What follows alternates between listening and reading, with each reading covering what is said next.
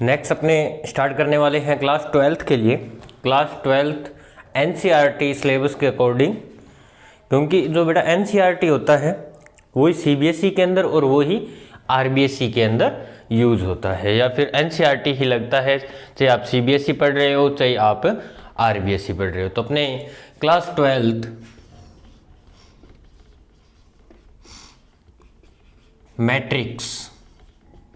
Matrix करने वाले हैं अपने आज मैट्रिक्स। तो सबसे पहले अपने बात करते हैं कि मैट्रिक्स की ज़रूरत क्यों पड़ी, क्यों इवॉल्व करनी पड़ी इसको। तो क्या रीज़न था कि अपने को मैट्रिक्स इवॉल्व करनी पड़ी। तो एक बेसिक बहुत ही सिंपल सा रीज़न था इसका।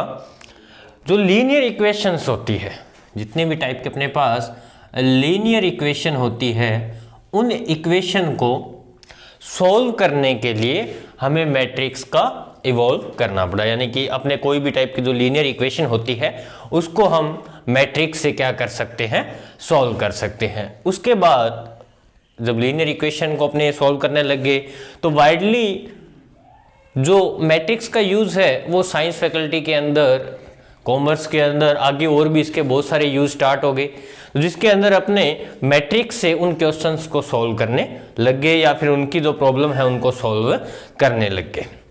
तो सबसे पहले अपने मैं आपको एक थोड़ा सा बता देता हूँ what is linear equation. Linear equation क्या होती है कि जैसे आपके पास लिखा हुआ है 2x + 3y = 7, तो यहाँ पर ये एक टाइप की लीनियर इक्वेशन है। तो बेसिक अपने अगर थोड़ा बहुत डेफिनेशन देना चाहें तो लीनियर इक्वेशन की डेफिनेशन क्या होगी कि सर जिन इक्वेशन के अंदर डिग्री 1 हो, डिग्री कितनी हो, 1 हो, उन इक्वेशंस को हम लीनियर इक्वेशन बोल देते हैं। तो यहाँ पे देखो डिग्री 1 है, मैक्सिमम अपने डिग्री 1 का मतलब मैक्सिमम पावर कह सकते हैं अपने, वो चलो आगे की बहुत पहले की बात थी, वो अपने पहले करनी चाहिए थी। फिलहाल आप इतना याद रखो कि जिन इक्वेशन के अंदर डिग्री 1 हो उन इक्वेशंस को क्या बोल देते हैं, लीनियर इक्वेशन बोल देते हैं। उसके बाद नेक्स्ट अपने बात करते हैं definition of matrix. Definition of matrix क्या होता है मैट्रिक्स की, या फिर मैट्रिक्स की अगर मैं डेफिनेशन देना चाहूं तो क्या होगी। तो अपने इसके अंदर रेक्टेंगुलर एरे, या फिर एरे को अपने क्या कह सकते हैं, अरेंजमेंट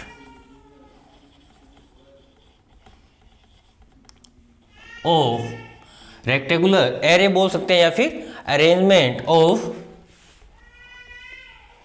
नंबर अपने पास रियल नंबर हो सकते हैं या फिर कॉम्प्लेक्स भी हो सकते हैं, और फंक्शन।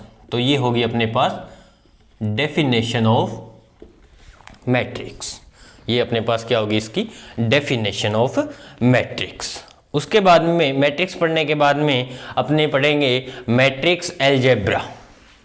इसी एक्सरसाइज के अंदर नेक्स्ट टॉपिक आएगा अपना matrix algebra. Matrix algebra means यानी कि मैट्रिक्स का ऐड हो गया, सब्ट्रैक्ट हो गया, मल्टीप्लिकेशन हो गया, या प्रोडक्ट भी जिसको अपने वाइडली यूज़ करते हैं, प्रोडक्ट वर्ड यूज़ करते हैं, या फिर इन्वर्स हो गया। देखो डिवाइड नहीं होता इसके अंदर क्या होगा, इन्वर्स होगा। तो इनके बारे में अपने इस मैट्रिक्स चैप्टर के अंदर स्टडी करने वाले हैं।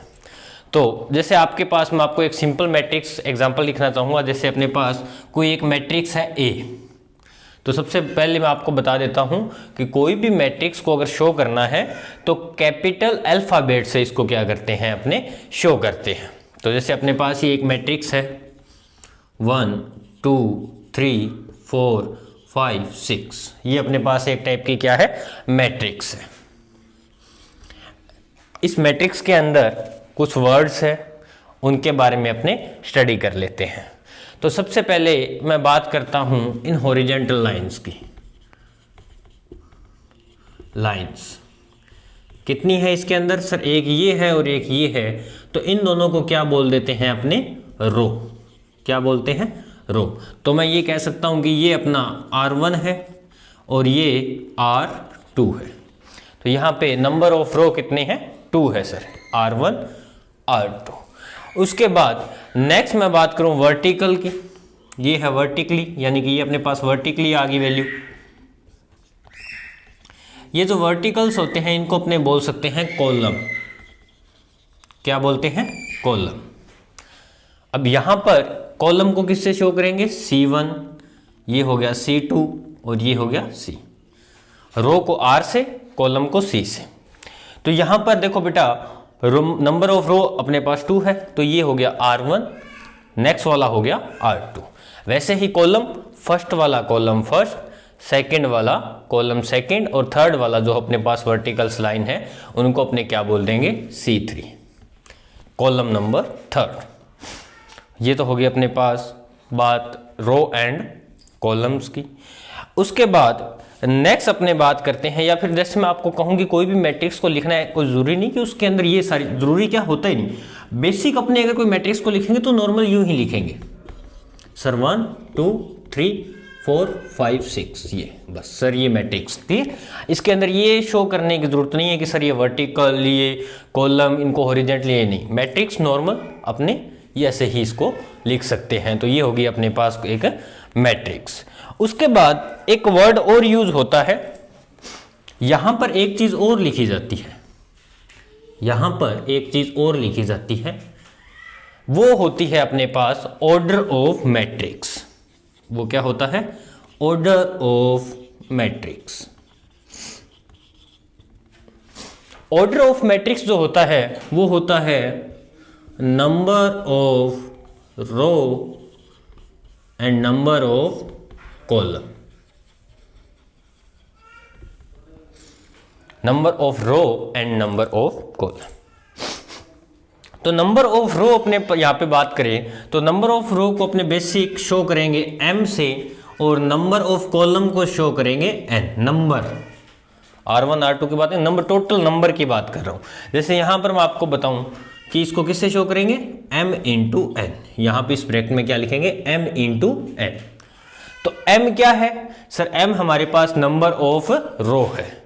अगर m अपने पास नंबर ऑफ रो है तो यहां पे नंबर ऑफ रो कितने हैं सर? 2। नेक्स्ट मल्टीप्लाई का साइन। n किसको रिप्रेजेंट करता है सर? n रिप्रेजेंट करता है नंबर ऑफ कॉलम्स। तो यहां पर नंबर ऑफ कॉलम 1 2 एंड 3। हर एक मैट्रिक्स के लिए m एंड n की वैल्यू अलग अलग होती है, कोई एक स्पेसिफिक वैल्यू नहीं होती कि सर ये यूज करेंगे। उसके बाद बात क्लियर होगी। ऑर्डर ऑफ मैट्रिक्स अगर आपको निकालना हो, आपसे पूछ लिया जाए कि जैसे आपके पास ये मिल गया आपको 1 2 3 4 5 6 7 8 9 10 11 12, ये कोई मैट्रिक्स है, x से रिप्रेजेंट कर देता हूं मैं। आपको इसका ऑर्डर पूछ लिया जाए कि सर इसका ऑर्डर क्या है, तो आप बता सकते हैं सर यहां पे नंबर ऑफ रो 1 2 3 है, number of column 1 2 3 4, number of column 4 है, तो इसका सर ऑर्डर हो जाएगा हमारे पास 3 इंटू 4।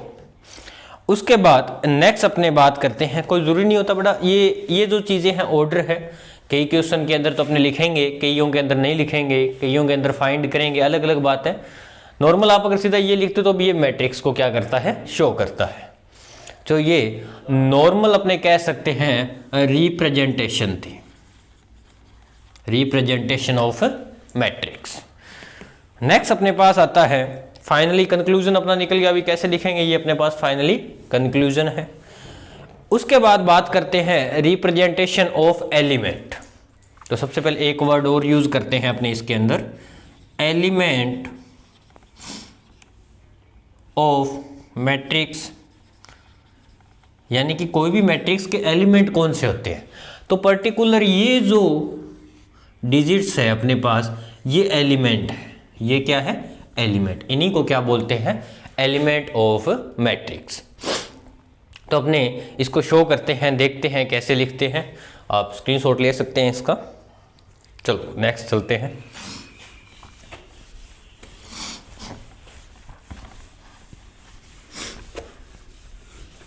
तो अपने बात कर ली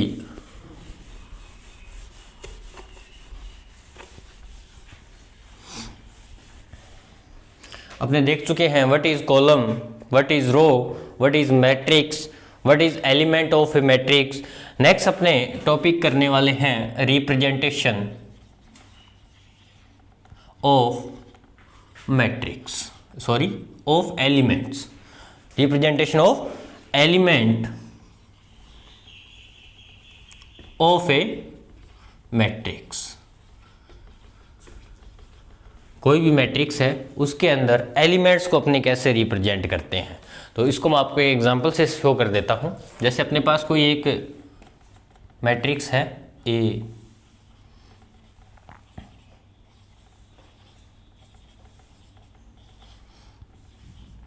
ये अपने पास एक मैट्रिक्स है, तो यहां पर अपने पास ये जो एलिमेंट है, फर्स्ट वाला एलिमेंट, ये चेक करो कि ये कौन से रो के अंदर है और कौन से कॉलम के अंदर है। तो सर ये फर्स्ट रो के अंदर है, फर्स्ट कॉलम के अंदर है, तो 1 1 आ जाएगा।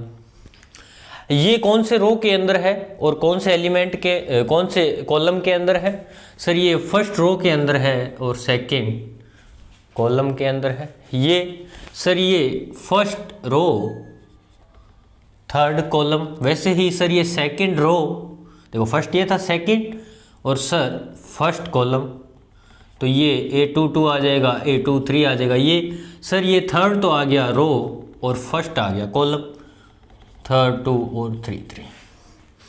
तो ये अपने पास एलिमेंट को रिप्रेजेंटेशन है। यहाँ पे मैं बता देता हूँ कितने ऑर्डर की है ये, सर ये 3 × 3 ऑर्डर की है। ये बात भी क्लियर हो गई होगी, यस सर।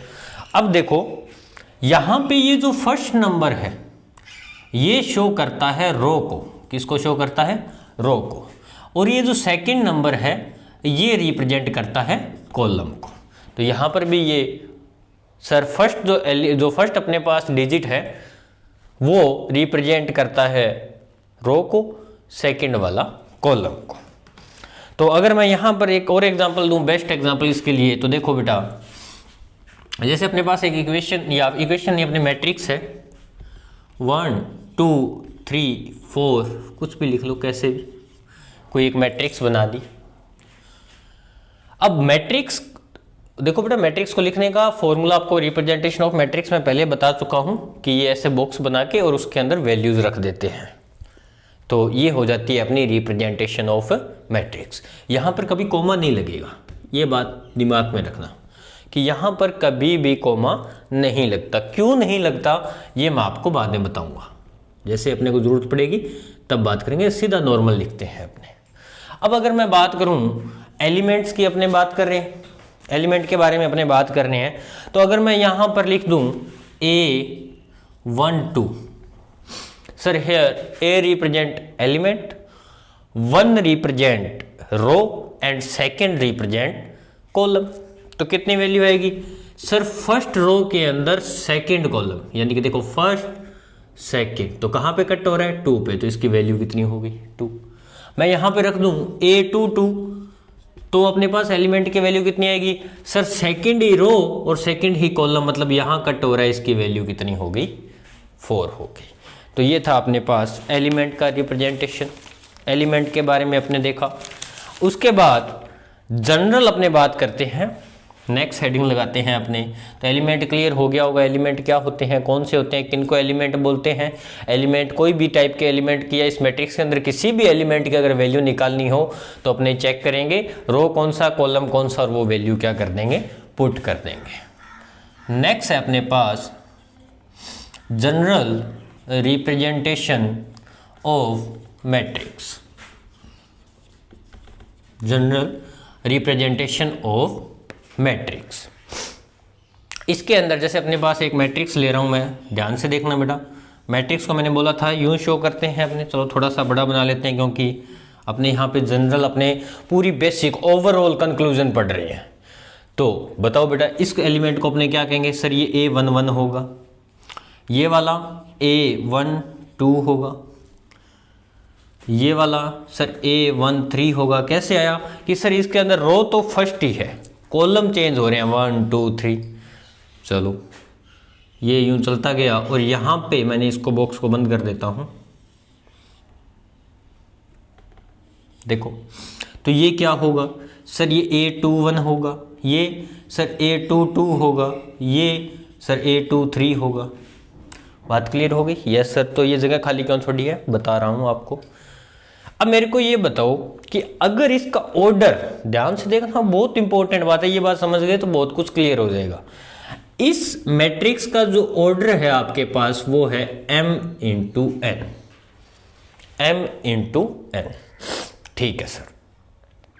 तो आप मेरे को एक बात बताओ कि अगर मैं यहां पर a लिखना चाहूं तो यहां पर जैसे अपने पास 2 1 3 1 4 1 जो भी लिख रहे हैं अपने, वो वैल्यू कितनी आएगी, ये लास्ट वैल्यू क्या आएगी सर नहीं पता चल रहा। तो देखो बेटा, यहां पर m किसको रिप्रेजेंट कर रहा है, थोड़ा सा पीछे जाओ सर, m रिप्रेजेंट कर रहा है रो को।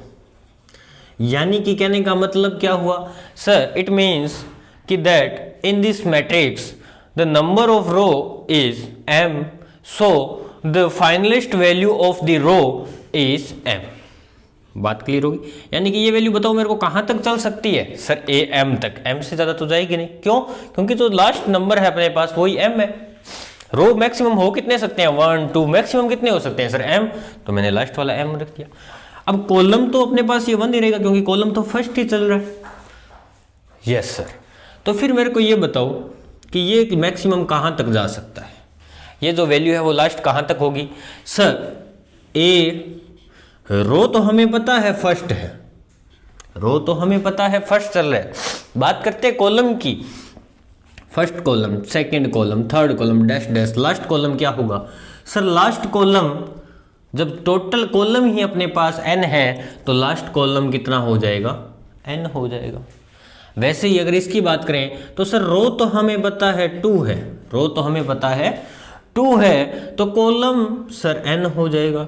वैसे ही इसको भी लास्ट लेके जाएंगे अपने, तो सर यहां पर ये कौन सा रो है सर, m वाला है तो m वैल्यू, ये कौन सा कॉलम है सर, n वाला है, तो ये एलिमेंट कौन सा आ जाएगा, a m n। बात क्लियर हो गई होगी? उसके बाद यहां पे मैं अगर एक और वैल्यू बीच में अगर और रखना चाहूं, एक वैल्यू और पुट करना चाहूं, तो क्या आप मेरे को बता सकते हैं वो वैल्यू क्या होगी? कैसे कि अगर मैं ये बोलूं बेटा कि यहां पे एक वैल्यू है a, यहां पे एक वैल्यू है a, जैसे मैं यहां से थर्ड नहीं बोल रहा, मैं यहां से डैश डैश और नीचे से भी डैश डैश, यानी कि बीच की कोई वैल्यू ले रहा हूं मैं a। अब आप बता सकते हो ऊपर से कौन सा रो है, नहीं सर। नीचे से कितना छोड़ के है, नहीं सर कोई पता, बीच में बोला आपने कोई फिक्स नहीं है। तो इट मीन्स मान लेते हैं ये वैल्यू क्या है, i, बट कॉलम तो सर फर्स्ट है, तो ये क्या हो जाएगा सर, ai2 हो जाएगा। अगर मैं i मानता हूँ, m तो अपने पास लास्ट है, i क्यों मान रहा हूँ, क्योंकि मान लेते हैं कि m से पहले आ जाता है i। वैसे ही ये चलता गया तो यहाँ पर क्या आएगा सर, aij। j कैसे आया सर, क्योंकि अपने को नहीं पता कि ये कॉलम कौन सा है, ये सेम बात वही बात, यहाँ तक तो क्लियर था। अब यहाँ पे क्या है, यहाँ पे कौन सा कॉलम आ गया, कितने कॉलम आ गए पता नहीं, तो मैंने क्या शो कर दिया, aij। तो जनरल में इसको रिप्रेजेंट कैसे कर सकता हूं, देखो कि let a is a matrix, a is a matrix और इसके अंदर एलिमेंट कितने हैं सर, aij, ऑर्डर क्या है mn, लिख दी ना मैट्रिक्स। देखते जाओ, मैं यहाँ से बताता हूँ आपको, ये वाला एग्जांपल ले लो, चाहे ये वाला एग्जांपल ले लो आप, यहाँ से बेटर समझ आता है आपको। 3 4 5 6 7 8 कितने भी हो सकते हैं यहाँ पे, 4 कॉलम, 9 अपने पास रो, 8 रो, 7 कॉलम, कुछ भी हो सकता है ना। मैंने एक मैट्रिक्स ली, कितने ऑर्डर की है सर, ये 3 इंटू 3 ऑर्डर की है। तो देखते जाओ, मेरी बात सुनो, इसको मैं रिप्रेजेंट कर रहा हूँ, देखना a का a आ गया, इक्वल का इक्वल आ गया। ये सारे क्या होते हैं सर, ये एलिमेंट्स होते हैं। तो मैंने एलिमेंट को किससे शो कर दिया, aij, मैट्रिक्स ऑफ ऑर्डर कितना, m इंटू n, क्योंकि मेरे को यहाँ पर ऑर्डर का पता नहीं है इसलिए मैंने ऑर्डर क्या लिख दिया, m इंटू n। अब अगर मैं i की वैल्यू पता लगाना चाहूँ, बताओ, मैं यहाँ पे फिर से क्लियर कर देता हूँ कि here i represent row and j represent column.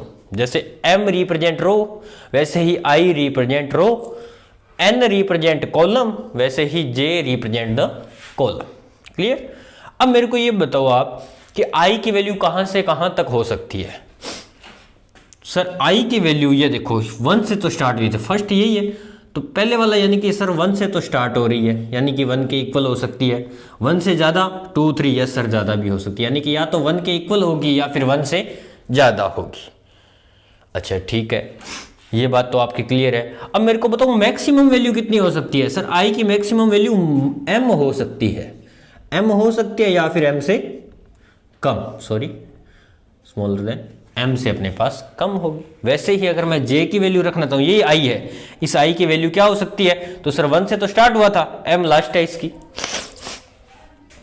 अगर मैं j रखना चाहूँ तो सर सेम भी, j भी तो आपके पास सर 1 से स्टार्ट हुआ था, तो 1 के इक्वल हो सकता है या 1 से बड़ा होगा j की वैल्यू, यानी कि जो कॉलम है या तो वो 1 होगा एक मैट्रिक्स के अंदर या फिर 1 से ज़्यादा होंगे, माइनस में तो नहीं होंगे। No sir. मैक्सिमम कितना हो सकता है। सर मैक्सिमम ये ऑर्डर लिखा हुआ तो है, n होगा या फिर n से कम होगा। तो ये होगी अपने पास general representation of a matrix. Screenshot ले लो फिर अपने आगे। चलो अभी जगह पड़ी है, थोड़ा सा और मैं बता देता हूँ। तो इस मैट्रिक्स का अपने यूज, ये मैट्रिक्स था, रिप्रेजेंटेशन था, एलिमेंट्स था, रो था, कॉलम था, ये सारी बातें अपने कर ली। अब देखो बेटा इसके अंदर नेक्स्ट क्या है, अपने बात करते हैं यूज। जैसे आपको एक क्वाड्रिलेटर दे दिया कोई भी, ये A है, B है, C है, D है, 1 2 3 4 5 6 7 8, तो ये अपने पास एक क्वाड्रिलेटर है। इसके अंदर आप अगर मैं इसको मैट्रिक्स में चेंज करना चाहो तो आप इसको मैट्रिक्स के अंदर भी चेंज कर सकते हो। 1 3 7 5, 1 3 5 7 2 4 6 8, इस टाइप के मैट्रिक्स बना सकते हैं इस क्वाड्रिलेटर से।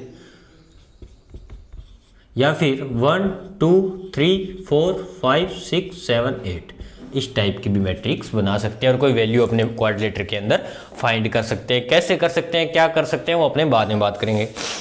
या एक और एग्जांपल देखो कि जैसे आपके पास कोई फैक्ट्री है, कोई भी एक फैक्ट्री की बात करते हैं, उस फैक्ट्री के अंदर दो फैक्ट्री है, एक फैक्ट्री 1 है, एक फैक्ट्री नंबर 2 है, मैन एंड वुमेन। पहली फैक्ट्री में मैन फर्स्ट 2, यहाँ पे 3 4, यानी कि पहली फैक्ट्री के अंदर man, number of man sir 1 and women is 3। Second factory की अगर बात करें तो number of man is m and women is 4। तो इसको भी अपने मैट्रिक्स से शो कर सकते हैं। कैसे, कोई भी y मैट्रिक्स मान लो 1 3 2 4 और इसकी वैल्यू अपनी निकाल सकते हैं। क्या निकाल सकते हैं, कैसे कर सकते हैं, ये थोड़ा सा बेसिक था। आपको ओनली 10% अगर ये बात क्लियर हो जाती है यूज वाली तो बहुत है। क्यों, क्योंकि जब जैसे यूज आएगा, जैसे ही क्वेश्चन आएंगे अपने इसके बारे में फिर से बात करेंगे। तो अपने पास ये नेक्स्ट हो गया। उसके बाद एक इम्पोर्टेंट फॉर्मूला भी है, चलो आप इसको स्क्रीनशॉट ले लो।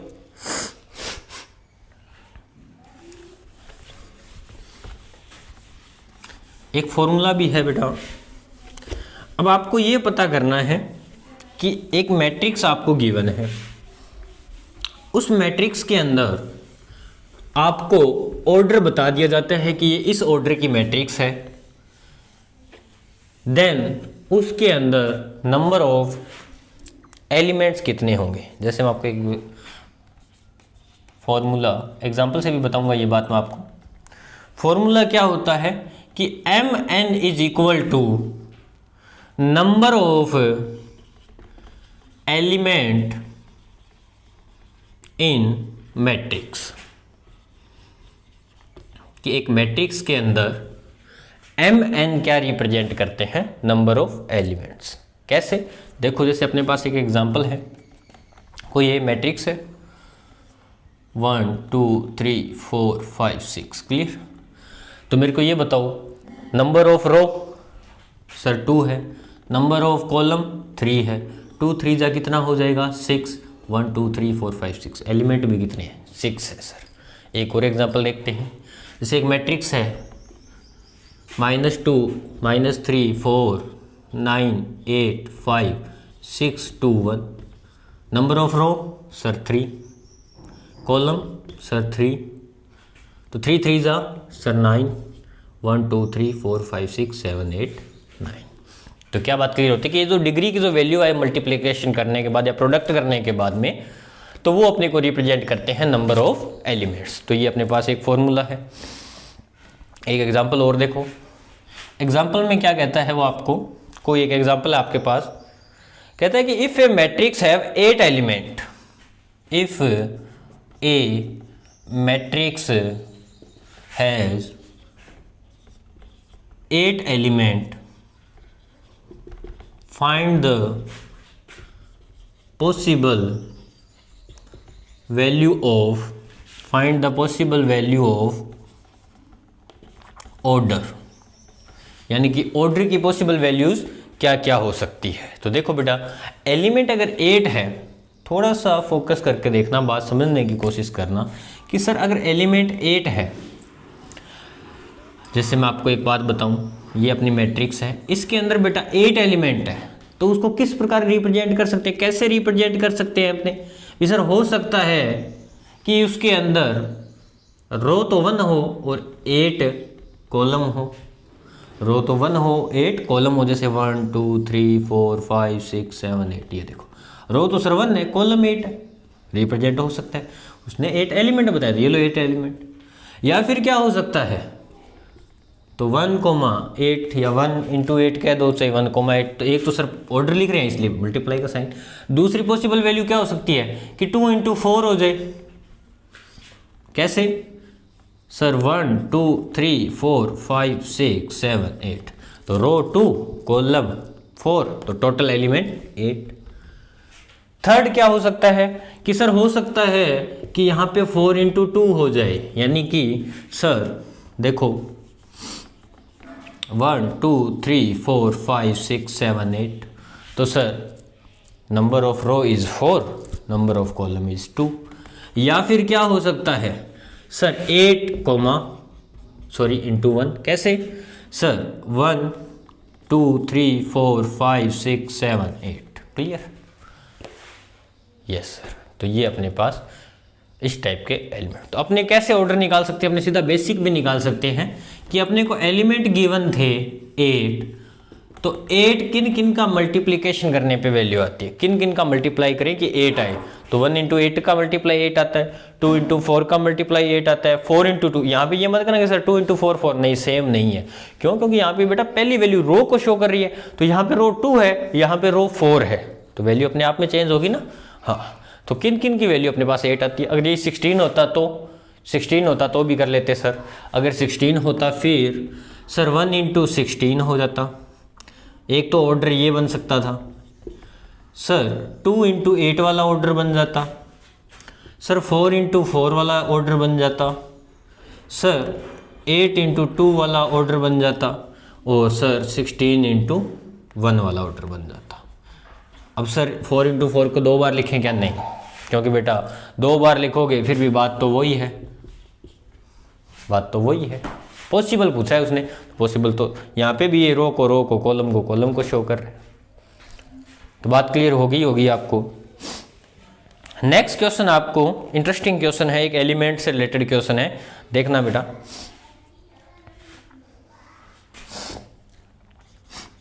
कहता है कंस्ट्रक्शन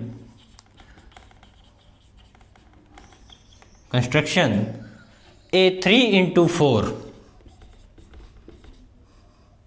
मैट्रिक्स, 3 इंटू 4 मतलब सर ये डिग्री को शो कर रहा है, मैं शॉर्ट फॉर्म में बता रहा हूं आपको। Was AIJ is equal to half modulus, क्या गिवन है आपको, -3i प्लस j। मॉड्यूलस, ये जो बेटा 2 डंडे से लगाए हैं ये मॉड्यूलस को शो करते हैं। यूज क्या होता है इसके अंदर, ये होता है कि अंदर जो भी फंक्शंस है, चाहे मल्टीप्लाई है, चाहे प्लस है, चाहे माइनस है, कुछ भी है, अगर उनकी वैल्यू प्लस में आती है तो वो बाहर आके प्लस में हो जाएगी, अगर माइनस में आती है तो भी वो प्लस में हो जाएगा। ये यूज होता है मॉड्यूलस का। बात क्लियर होगी कि जैसे अगर मैं आपको इसको बात करना चाहूँ, जैसे मान लो इसकी वैल्यू -9 आ गई, क्लियर, तो आप इसको 1/2 इंटू सिर्फ 9 प्लस का, और अगर +9 है तो सीधा +9, यानी कि माइनस वाली को भी प्लस में कर देता है और प्लस वाली ऑलरेडी प्लस में होती है।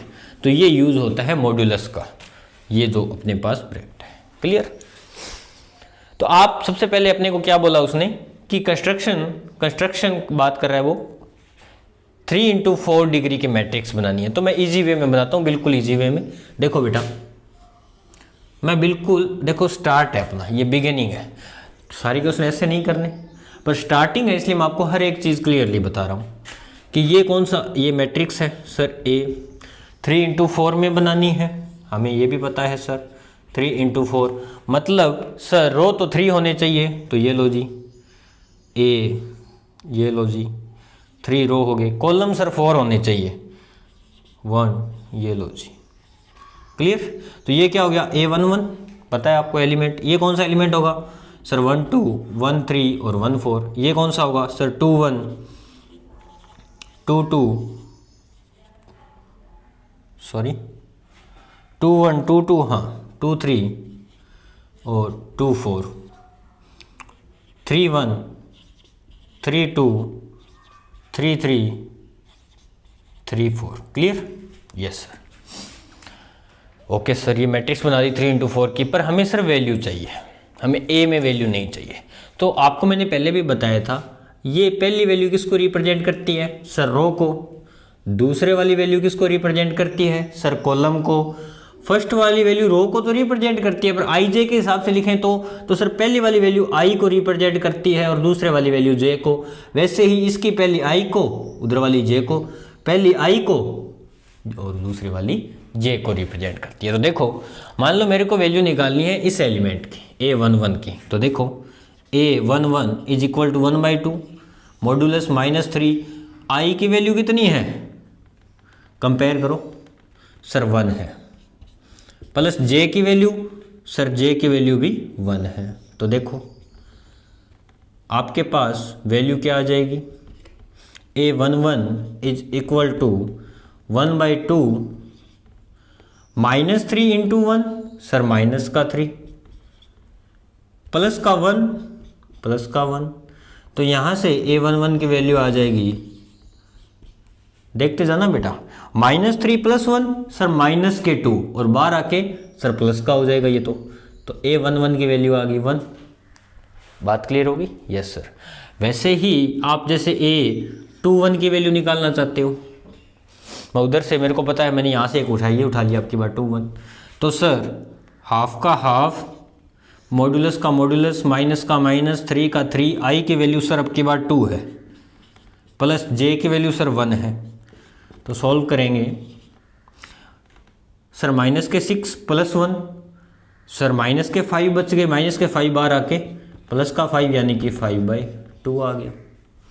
एक और वैल्यू निकालना चाहो, जैसे ये निकालना चाहो आप A2/3, तो वही बात सर कंपेयर करेंगे हाफ का हाफ माइनस का माइनस 3 का 3, आई की वैल्यू सर 2 प्लस जे की वैल्यू 3, तो हाफ का हाफ सर इंटू 6 में से 3 गए 3, तो यहाँ पर भी 3 बार आ जाएगा, ये हो गया 3/2।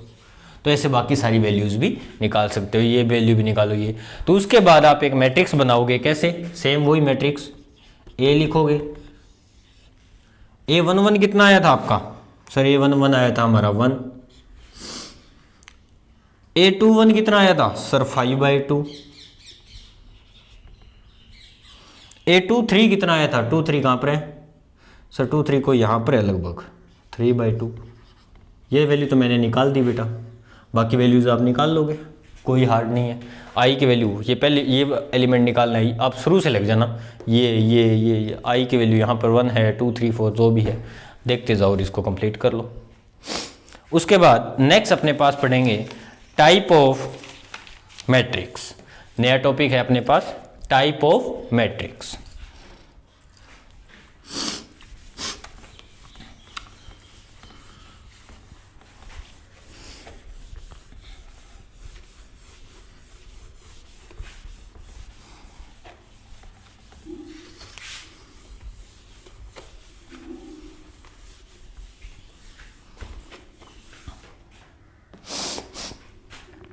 टाइप ऑफ मैट्रिक्स, रटने की ज़रूरत नहीं है, रटाफिकेशन बिल्कुल कहीं यूज़ नहीं करना।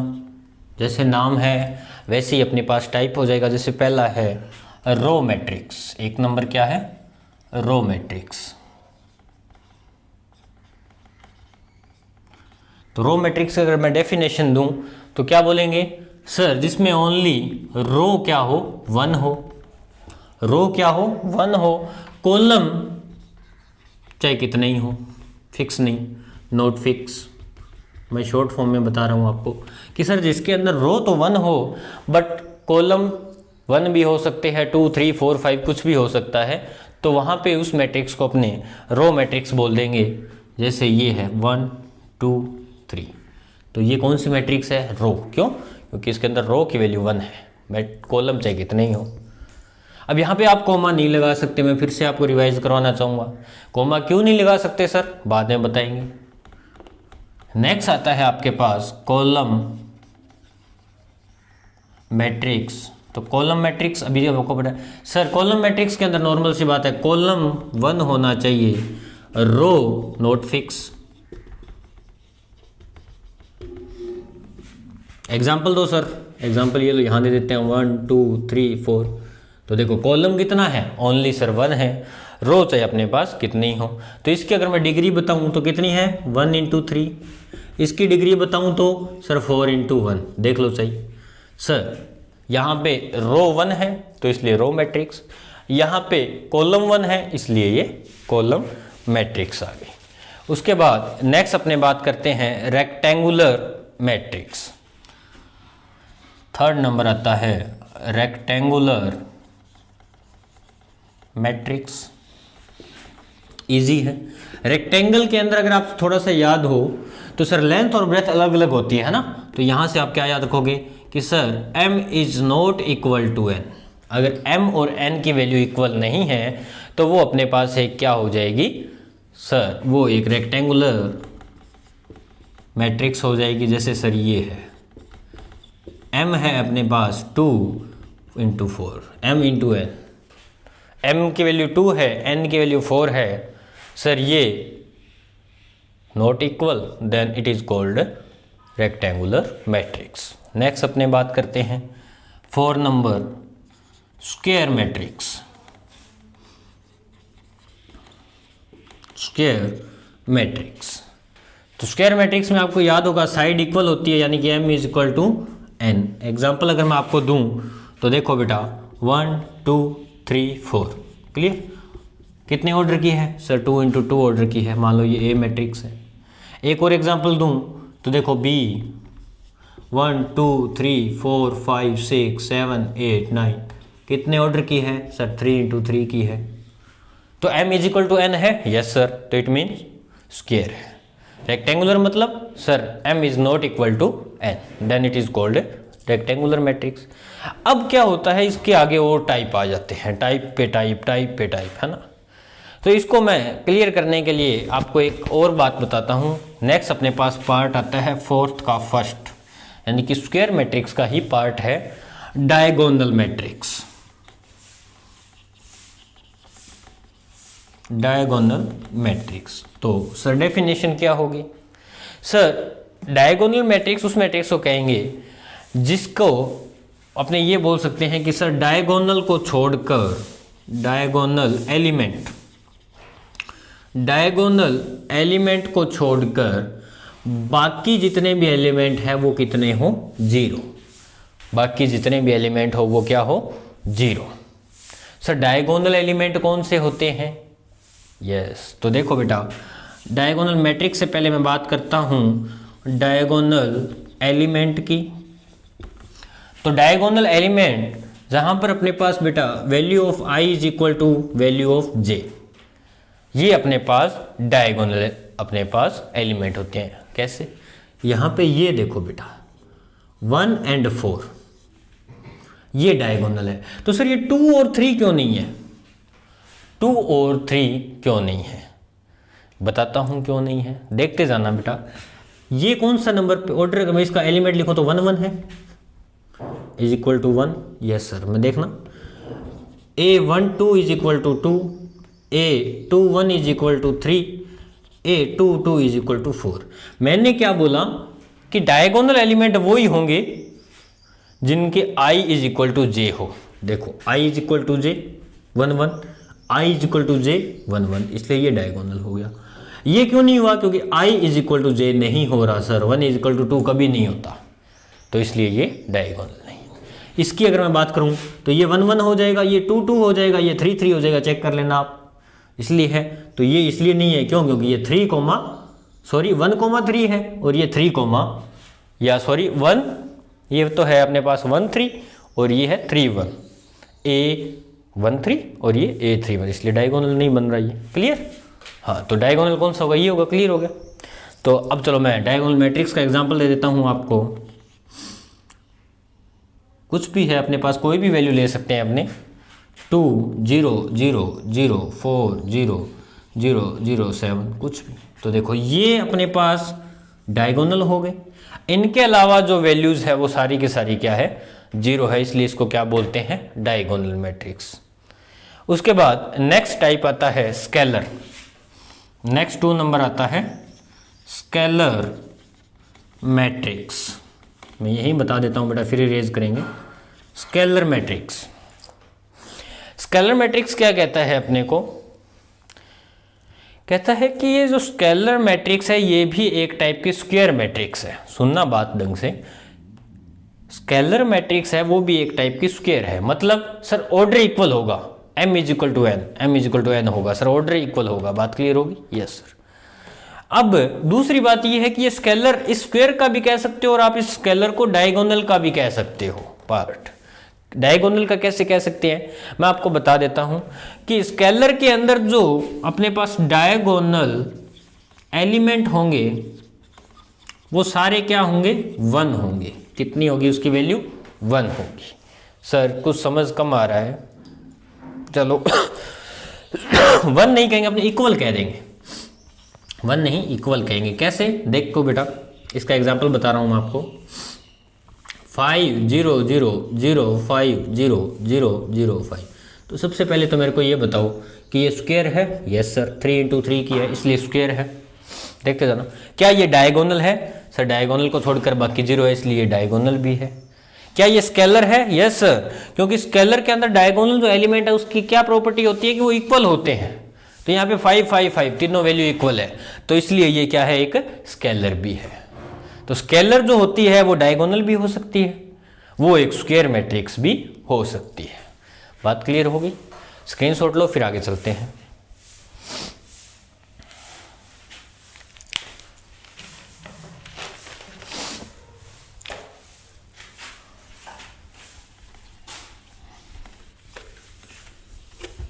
तो आपने स्क्वायर मैट्रिक्स के अंदर 2 टाइप पढ़ लिए।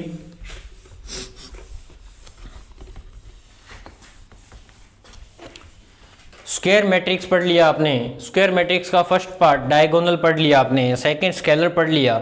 और भी टाइप है, मैं आपको थोड़ी सी टेबल बना के बता देता हूं, देखते जाना बेटा, देखते जाना। सबसे पहले मैं बात करता हूं स्क्वायर मैट्रिक्स। 1 2 3 4 5 6 7 8 9। क्या है ये? सर 3 इंटू 3 के, इसका मतलब स्क्वायर मैट्रिक्स है। बात क्लियर? Yes sir. नेक्स्ट देखो 1 0 0 0 5 0 0 0 9, कौन सी है?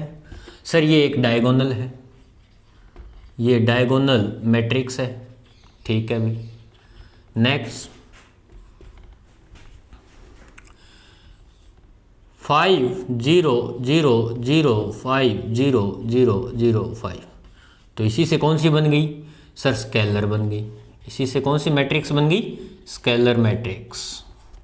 अब स्केलर मैट्रिक्स से एक और मैट्रिक्स बनती है, उसको बोलते हैं अपने आइडेंटिटी मैट्रिक्स। क्या बोलते हैं? Identity matrix. तो सर इसमें क्या होगा? थोड़ा सा फर्क, 1 0 0 0 1 1, यानी कि इसके अंदर जो डायगोनल्स अपने पास एलिमेंट होंगे वो सारे के सारे 1 होंगे। अगर सारे के सारे 1 होते हैं तो उसको अपने आइडेंटिटी मैट्रिक्स बोल देते हैं। उसके बाद नेक्स्ट है अपने पास नल मैट्रिक्स। नेक्स्ट आती है नल मैट्रिक्स। नल मैट्रिक्स के अंदर 0 0 0 0 0 0 0 0 0, बात खत्म। तो नल मैट्रिक्स हो गई है, इसके अंदर सारे एलिमेंट 0 होते हैं। अब एक और बात बता देता हूं, कोई ज़रूरी नहीं कि नल मैट्रिक्स स्क्वायर मैट्रिक्स हो। मोस्ट इंपॉर्टेंट बात, कैसे कि ये जो नल मैट्रिक्स है ये भी एक टाइप के नल मैट्रिक्स है, ये भी एक टाइप के क्या है, नल मैट्रिक्स है। ये डिपेंड करता है क्वेश्चन पे, क्वेश्चन किस हिसाब का है अपने पास, ये किस पे डिपेंड करता है, question, depend upon context of question. ये किस पे डिपेंड करती है, depend upon context of question. ये भी अपने थोड़ा सा आगे पढ़ेंगे, जैसे अपने आगे जाएंगे तो अपने इसको भी और क्लासीफाई करेंगे। पर हाँ, यहां तक अगर मैं बात करूं आइडेंटिटी तक, तो आइडेंटिटी क्या है सर, एक स्केलर भी हो सकती है, एक डायगोनल भी हो सकती है और एक स्क्वायर मैट्रिक्स भी हो सकती है। अगर मैं स्केलर की बात करूं तो वो डायगोनल भी है और स्क्वायर मैट्रिक्स भी है। तो ये थे टाइप। उसके बाद एक दो टाइप और है, अपर ट्राइंगुलर मैट्रिक्स और lower triangular matrix. Upper triangular matrix, अब इसके अंदर क्या होता है, अपर ट्राइंगल जो मैट्रिक्स है उसके अंदर जैसे 1 2 3 4 5 6, ये ट्राइंगल जो बन रहा है ये वैल्यू कुछ ना कुछ होगी, नीचे वाली तीनों की तीनों वैल्यू क्या होगी, 0, तो उसको क्या बोल देंगे, अपर ट्राइंगुलर। अगर लोअर ट्राइंगल क्या हो जाएगी, फिर lower triangular matrix, sir lower के अंदर 1 0 0 2 3 0 4 5 6, ये ट्राइंगुलर तो बन जाएगा लोअर के अंदर, लोअर मतलब लोअर तो बन जाएगा, कोई ना कोई वैल्यू होगी, बट ये तीनों क्या होगी, 0 होगी। तो उसको अपने क्या बोल देते हैं, लोअर ट्राइंगुलर मैट्रिक्स। ये कुछ टाइप थे, टाइप ऑफ मैट्रिक्स पढ़ लिया आपने। और भी बहुत सारे टाइप है, जैसे जैसे क्वेश्चन आएंगे वैसे अपने ज़रूरत के हिसाब से इसको पढ़ते जाएंगे। तो फिलहाल अपने इतनी मेन है, सबसे मेन है, बहुत ज़्यादा इंपॉर्टेंट है ये, हर एक क्वेश्चन के अंदर या हर एक एक्सरसाइज के अंदर, हर एक क्वेश्चन तो नहीं बोलेंगे, एक्सरसाइज के अंदर यूज़ होती है। थर्ड जो अपना चैप्टर है मैट्रिक्स, उसके अंदर पूरे के अंदर ये यूज़ होने वाले हैं। तो ये इंपॉर्टेंट या मेन अपने कह सकते हैं टाइप है, तो इनको आप लर्न कर लेंगे। उसके बाद नेक्स्ट अपने पास टॉपिक आता है इक्वालिटी ऑफ मैट्रिक्स, करो नोट। लास्ट और आज का फाइनल टॉपिक है equality of matrix.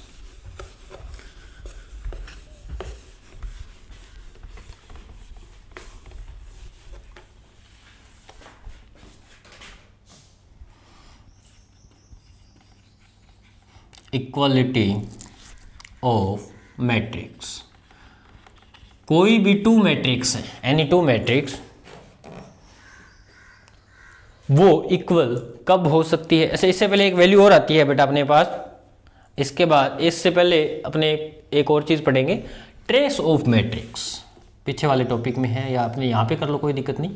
Trace of matrix अपने एनसीईआरटी का तो नहीं है, बट थोड़ा बहुत नॉलेज होना चाहिए, what is the trace of a matrix. जैसे डिग्री होती है ना, डिग्री ऑफ ए मैट्रिक्स, वैसे एक वैल्यू और होती है ट्रेस ऑफ ए मैट्रिक्स। तो उसकी वैल्यू होती है sum of diagonal element. Diagonal elements का जो सम होता है उसको अपने क्या बोल देते हैं, ट्रेस ऑफ द मैट्रिक्स। चलो अब अपने बढ़ते हैं इक्वालिटी ऑफ मैट्रिक्स। तो इसके अंदर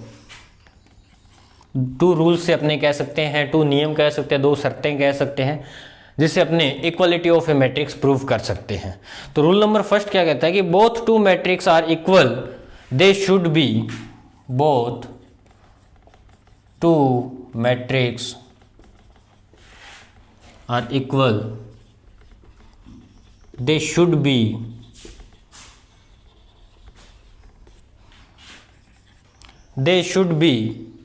comparable,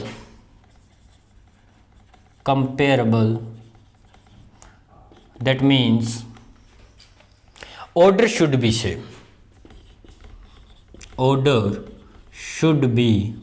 same, यानी कि जो आप जिन भी दो मैट्रिक्स को कंपेयर करना चाहते हो, इक्वल प्रूव करना चाहते हो, उनका जो ऑर्डर है, अब ऑर्डर के बारे में आप बहुत अच्छे तरीके से जानने लगे होगे, व्हाट इज द ऑर्डर, यानी कि 2 × 2, 3 × 3, 2 × 4, 2 × 4, यानी कि जो अपने पास मैट्रिक्स हो दो जिनको आपको इक्वल प्रूफ करना हो, उसको जो अपने पास ऑर्डर की वैल्यू है दोनों की वो सेम होनी चाहिए। 4 × 2, 2 × 4 ये सेम नहीं है।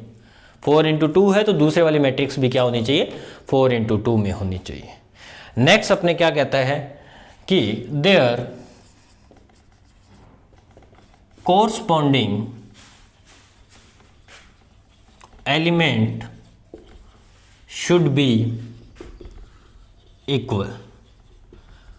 corresponding जो एलिमेंट है वो भी क्या होने चाहिए, इक्वल होने चाहिए। जैसे मैं आपको एक एग्जांपल देता हूँ, 1 2 3 4 और एक बी मैट्रिक्स है 1 2 3 4, तो ये दोनों इक्वल है। क्यों?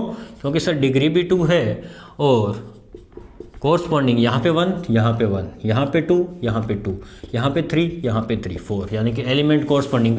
सर ये क्या कर दिया, ये तो आपने बिल्कुल इजी सा बता दिया, दोनों ऐसे थोड़ी क्वेश्चन आते हैं।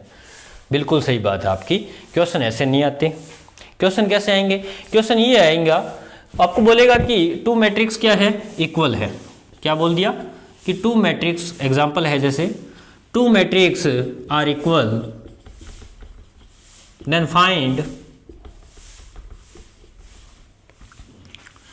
x y w। कैसे सर? ऐसे matrix A is equal to x 1 2 y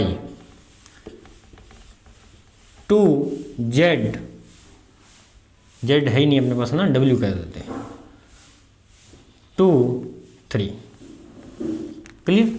तो देखो मैट्रिक्स, देखो यहाँ पर ऑर्डर कितना है सर, 2 × 2 का है, 2 × 2 का है, तो अपने पास जो मैट्रिक्स है वो भी इक्वल है, तो कॉरस्पॉन्डिंग वैल्यू भी क्या होगी, इक्वल। तो x की वैल्यू 2, w की वैल्यू 1 और y की वैल्यू 3। ये देखो ये 2 है तो ये भी 2 आ गया।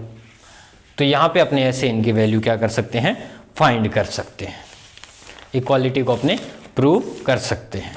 और अपने पास एग्जाम्पल एनसीईआरटी का एक क्वेश्चन है, कहता है कि फाइंड x y z। ये क्वेश्चन है बुक का है, टेक्स्ट बुक का है, आपकी टेक्स्ट बुक का। 4 3x5 4 3x5 और आपको एक मैट्रिक्स और दे रखी है इज इक्वल टू yz 1 5।